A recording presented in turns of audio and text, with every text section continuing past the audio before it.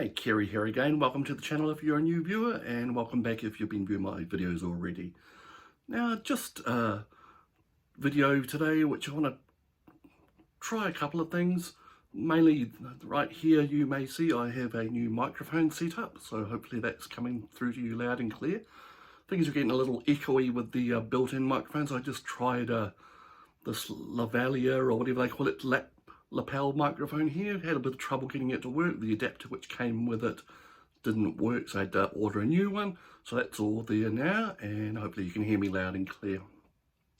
Okay, the other reason for this video is last evening I finished A Sound Mind by Paul Morley.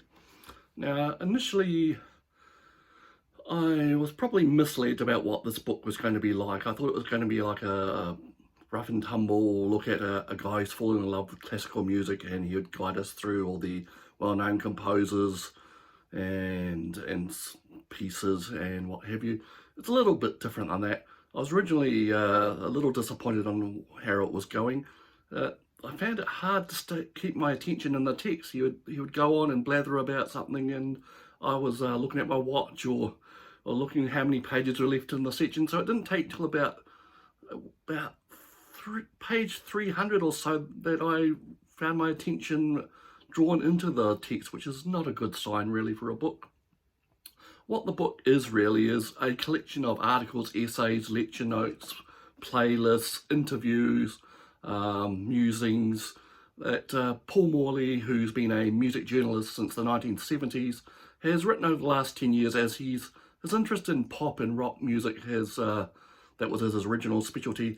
His interest in it has waned, and he thinks the music is stagnating, trying to recreate past glories. And he's found a new frontier for himself with classical music. So we go along with his enthusiasm a bit, but like I said, it's not quite the book that it makes itself out to be on the blurb or the cover lines. He's more interested in some perhaps niche areas of classical music, the experimental composers, people like John Cage and Cornelius Cardew and all their proteges and their influences and the people they have influenced. So I found it, initially, like I was saying, it's a bit of a trudge to get through. The linking narrative that he's created between all the individual pieces that he's written is a bit hard going. He starts some threads in there about his quest for a song, piece of music that he would like to hear last in his life before he passes on, and that really goes nowhere. He doesn't really pick that up again. And likewise, he tells us of his experiences on some BBC reality show where he goes to study at the Royal Academy of Music and is given the task of creating a piece of music himself.